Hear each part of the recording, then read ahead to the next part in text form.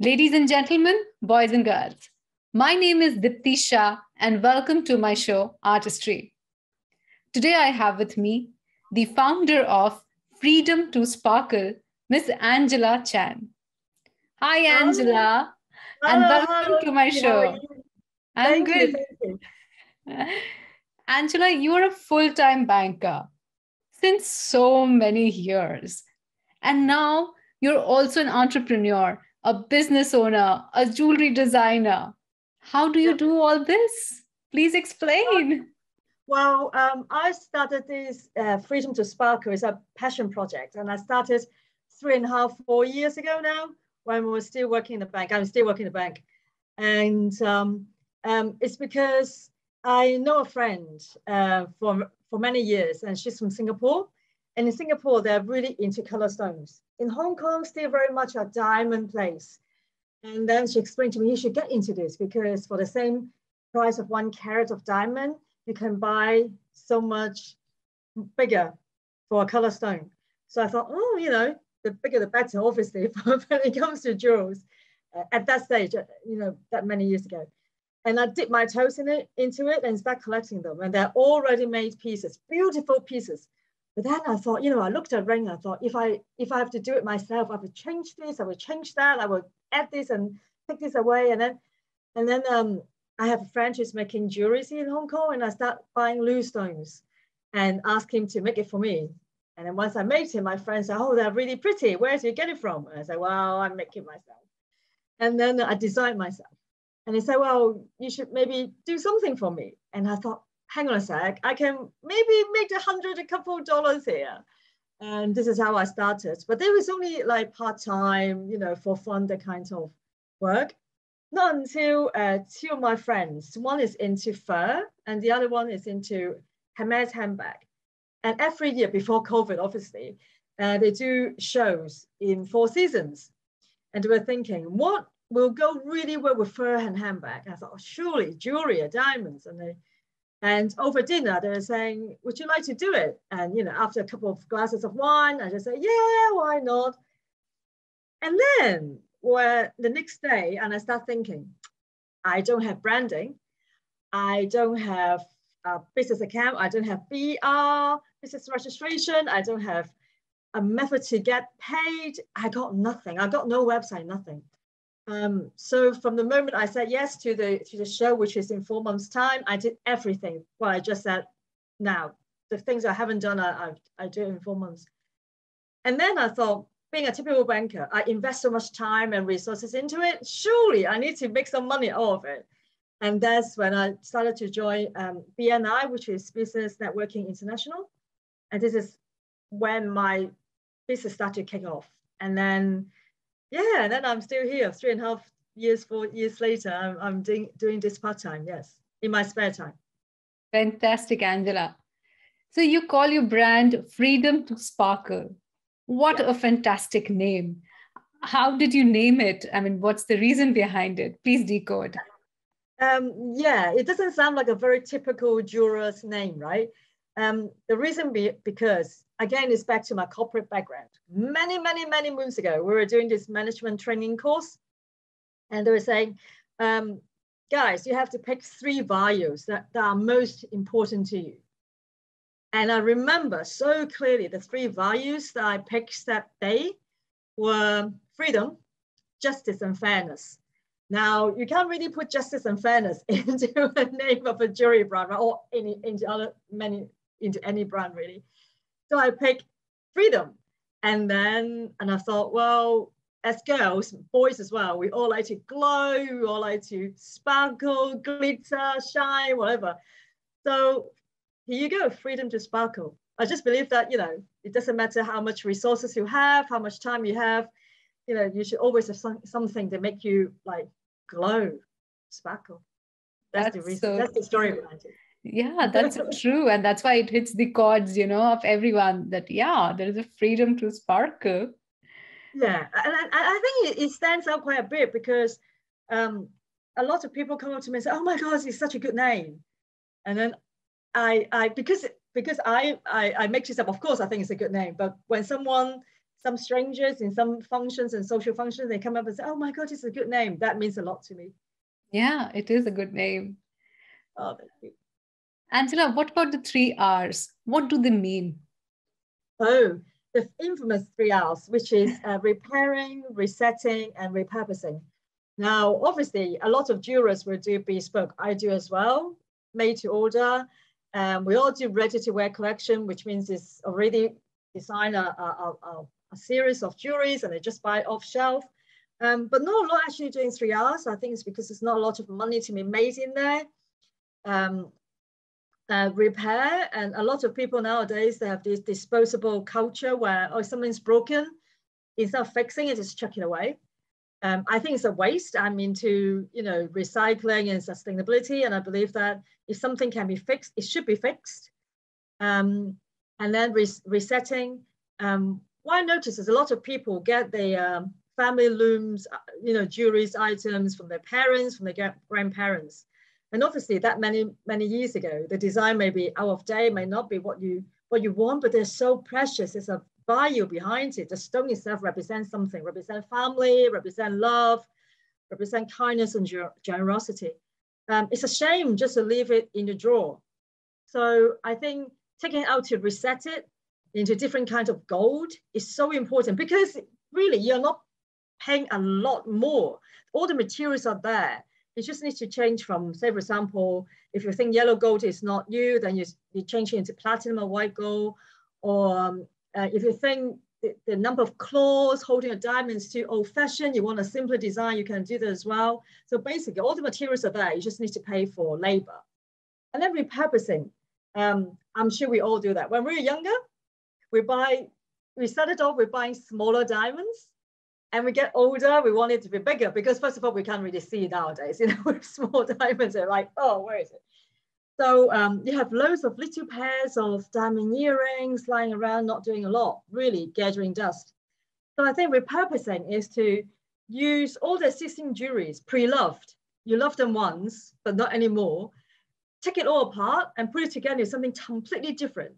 So I've done quite a few of making quite a few pairs of diamond earrings and rings into a diamond bangle, engagement ring, obviously not anymore engaged, into necklaces, earrings into a bangle, all sort of kind of thing. You can't even imagine what it can look like, just like a complete new piece. So I just think that, chucking them will be a waste. I think putting in a drawer, neglecting them will be a waste as well, because it's meaning to it. So I'm really big on the 3 Rs. And it's doing really well. I think it's because COVID, people are spending so much time at home. And a lot of programs on, tidying up, decluttering your life, decluttering your wardrobe. All of a sudden, they discover, oh my God, they have a bowl of jewelries. They've lying around. Maybe some of the backing of the back of the earrings is gone, so they are not wearing anymore, and all different kinds of reasons. And they all come and say, Angela, can you do something for me? And I'm so glad to do something for them, and I love doing them for them. Right, amazing. I think I should come to soon. You should.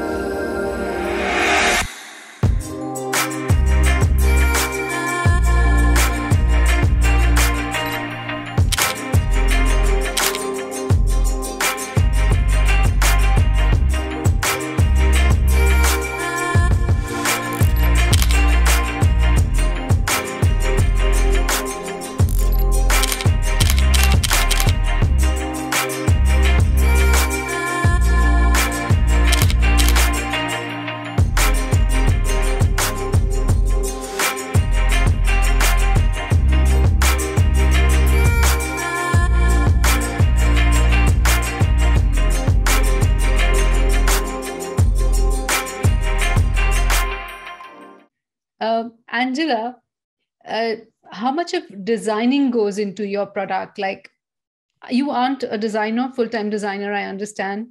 So what makes you flow?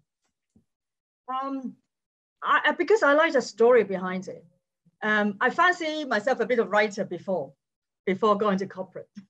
when I was in university and secondary school. So I always liked some meaning behind a piece of jewelry, because jewelry is something that you don't have tens and thousands. You have one piece that you really, really love, and they have other staple pieces, and you have others that you have in the drawer. But I just hope that effort, because they cost quite a bit of money. Good jewelry costs quite a bit of money. So I just feel that every piece of jewelry should have a story behind it. So when I design for someone, it's not like, I think a lot of people will look at what is trendy, what the big jewelry houses are doing, and do something similar. I go out of the way to understand that person.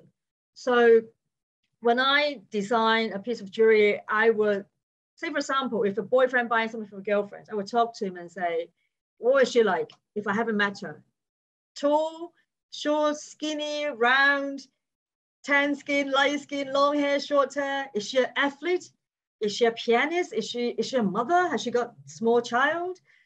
Is she, into reading, surfing, all the kinds of different lifestyle? If I can, I stalk them on Facebook, because when you see pictures, you can see what their style is. Some people have really bright colors. I like bright colors. Some people go for darker color, like yourself. It's all different kinds of stylish dressing, because that piece of jewelry needs to amalgamate into the lifestyle. Otherwise, you're not going to wear it. So, example is, I have this friend. They are hardcore Spartan competitors. They're actually pro Spartan, but they got a full-time job. They're all bankers, and except working in the bank, they would go exercising. So this is their life. So he's buying a piece of jewelry for her. So I designed something really fierce, funky, less feminine. I used dark black diamonds, black gold, gray tissue pearls, spiky design. So, even though you can wear it to dinners and, parties and cocktail parties, but you still got the edge to it, because she's just not a person who will, wear twin sets and white pearls. just not. If I give something to her, she's not going to wear it. She loves it. So he bought necklace, earrings, and a bracelet. She came back and have a ring made to go off set. And sometimes she wear the whole set going back to work, and everybody's looking at her because it's so unusual to have edgy black diamonds go with pearls, gray pearls. So that's one of the stories. Another story is this friend of mine. He's also making a ring for his girlfriend, but because of COVID, they've been apart for 11 months. So I designed a ring, which is with 11 diamonds around the ring, with encased design, so that as if everything's linked together. And it's impressive for her, because for the 11 months they've been apart. So I always have story behind it. And also I have this friend. She was given a ring from her grandpa. The ring obviously belongs to your grandma, but she passed away. He kept it, and then he gave it to her. It's a ring. It's a really old-fashioned ring. I don't think nowadays we like to wear it. It's just not trendy. No. And she gave it to me, say, is there anything you can do? Because that belongs to my grandma, and my grandma passed away. My grandpa gave it to me. So I always think that grandparents should be a guidance and love and kindness to you. So I take the ring apart. They have 4 diamonds in there. So I designed a Northern Star bracelet. Northern Star is for guidance. Yes, absolutely. So that is for her. A slightly antique feel to it, because it's from grandparents. So it's kind of, the Great Gatsby, Tiffany, 1920s Art Deco, that kind of look, with a Northern Star design, and it's a bracelet. So I always design with a story behind it, instead of just, hey, this is what is trendy, and this is easy for me to do, and that's not me. I always design from the heart. I always explain my design, always. Oh, fantastic. Wow. Angela, as a designer and owner of a jewelry brand, I don't see you wearing much jewelry right now. Yeah. So are there any rules to wearing jewelry? Only 2 pieces, only 3 pieces? How much more is more, actually? I think there's no hard and fast rule on how many pieces you should be wearing, but I think everybody has heard of what Coco Chanel said. You put all the jewelry that you want to wear, and before you go out, you look in the mirror and take one piece off. Now, I think it's a very sound device. But for me, I think it's all down to what you're comfortable with. I remember, I have so many stories. I need to tell this story. So I think she's a sales director of this online lifestyle magazine. You know, you have a lot of online lifestyle platform nowadays. And obviously she found me on Instagram and she was trying to get me to advertise on her lifestyle magazine, online magazine. And we met in Central Coffee House in Central. And she looked at me and thought, you sell jewelry? Yeah, I design as well. Yeah.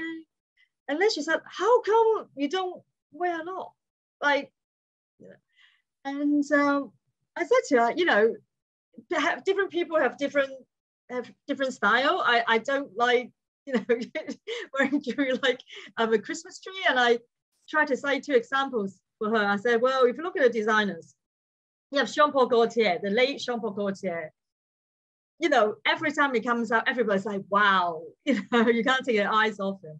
But then you have Giorgio Armani. Every time when he comes out after a fashion show, he's always in what? Black t-shirt and black trousers. And he's also a very renowned designer. So this is all what you're comfortable with. Sometimes I like it light. I like a pair of earrings, necklace, and then rings, and that's about it. Sometimes I do layerings. It all depends on what I'm wearing. But I think it's okay to have your own style, but just be comfortable with it. Don't do it because it's trendy. Don't do it because someone else tell you to. You just have to wear with confidence, and you come with confidence, and you look great. But obviously, you just don't like wear it like a Christmas tree, obviously. That's a good rule to follow. Do not look like a Christmas tree. At least that. Angela, do you have any products that you can show us? I mean, what all offerings are there in Freedom2Sparkle? I just talk about the spiky, edgy earrings I designed for the Spartan lady. This is actually a lighter version of that earrings. And you can still see the spikiness, but I took the edge off a little bit because I think that this version will be easier for everyday wear. Not everybody has the personality to wear the black diamond spiky earrings. But this is a lighter version. You can see the spikiness here. Yeah.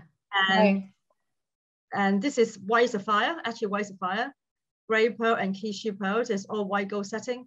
And I have so much fun with colors. You know, as you can see, I'm colorful person. So you have that. You have a different color. You have the green sapphire. Right. The combination is endless. And this is orange sapphire because I like sapphire, if you can see. Yes. And I got pink sapphire, white sapphire, and then I got a pair, which is actually one pink and one orange. Because sometimes I like asymmetrical stuff. And you know what's so special about this is, as you can see, Kishi pearls are irregular pearls. That comes in with all different sizes and shapes. Right. So this is where the craftsman comes in. I'm big into craftsmanship. I think you will notice that present day jewelry market is started polarized. So you have the really, really expensive, like Chanel high jewelry. The advertising in Central at the moment, the billboard is huge. Right. Obviously, that's very expensive. I mean, I don't think not even 1% of population can afford it because it's so expensive. And you don't have the occasion to wear it. I mean, you're not going to wear that going on to MTR or even going to a taxi or even you drive yourself. This is not the jewelry that you wear even in your own car, that kind of high jewelry. And then on the other hand of scale, we have some really economical, disposable costume jewelries where you only wear it for maybe one season. Yeah. And then if you lose it, you don't care because it's just so cheap. And I think I can see the market start to polarize because obviously people want to have different styles and they go for the cheaper ones and they can buy loads, and then, or they want to show that they can afford it and they go for the really high jewelries. But I still think that, you know, jewelry should be accessible to most of us. And while we maintain accessibility, I think the quality is still to be there.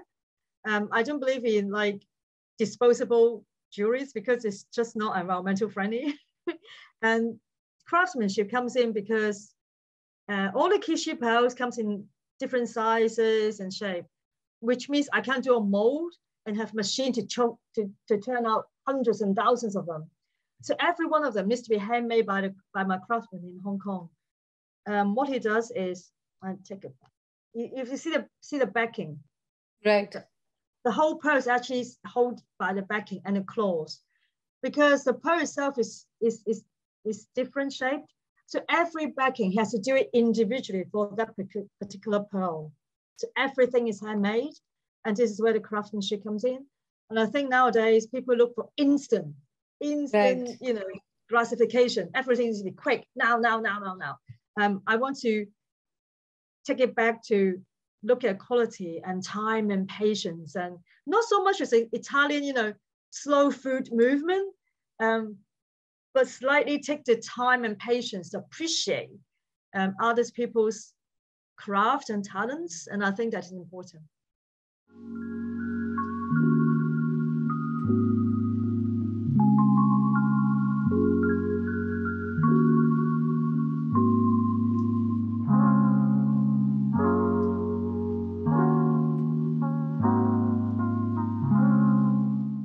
Angela, on a lighter note, how do you balance a full-time job, demanding job, if I may say so, and such a creative career?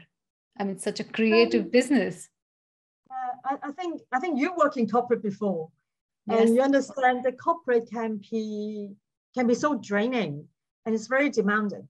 And I think what I learned from corporate, I can use it on my own business. And when it comes to my own business, a lot of creativity. And I think that's very different from being in a corporate job. And I remember reading somewhere that if you use the time you spend on watching Netflix or games into doing something else, it will be rewarding, even if you spend 1 hour every day to do what you like. And I think that the result accumulates. And don't forget, I've been doing it for 3.5, 4 years. And I've been doing it after work, over the weekend. And it's fun for me, and it takes me away from the corporate environment where the whole mindset is different. And obviously, I also, you know, have my exercise. I also paddle. I also do my yoga. I have my dogs. I'm sure you can hear him moaning down there. So I just think that, you know, I have a rather balanced lifestyle. I think I just not watch a lot of telly. So when people talk about Squid Game, I have no idea what they're talking about. Or I don't spend a lot of time. I don't spend any time on like playing games like that at all. I think if you try to cut that, then you'll be able to do what I'm doing, or spend less time on social media. Not that I do, because I spend a lot of time on social media. But if you spend less. I mean, what a wide use of time, actually. And if we actually want it, we can use it to create a business like you. There is no need to start quitting on full-time careers, you know, from the word go. I think you need to tip your toes into it, because there's a lot of uncertainty in the world, you know, since COVID. And I think a lot of people think that, you know, maybe we have to diversify a little bit. Right. We have to. Right.